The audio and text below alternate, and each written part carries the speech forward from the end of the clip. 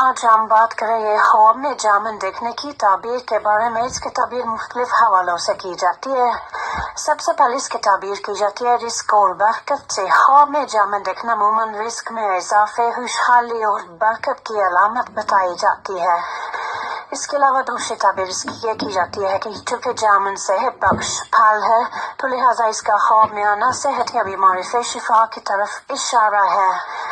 بعض مفسرین کے مطابق جامن کا ذائقہ کھٹا میٹھا ہوتا ہے تو اس کے لیے خواب میں یہ وقتی خوشی یا فائدے کی علامت بھی ہو سکتا ہے جو کہ زیادہ دیر نہ رہے۔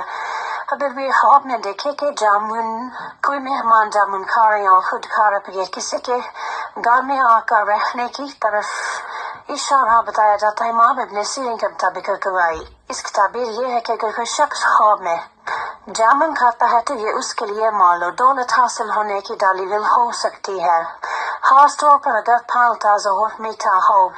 اور اس کے علاوہ کالے جامن دیکھنا سنجیدہ یا گہرے معاملات یا ماضی کی کسی یاد کی طرف اشارہ ہے۔ جامن کا درخت دیکھنا خاندان، سایہ یا پھر پشت پناہی کی علامت بھی بتائی جاتی ہے۔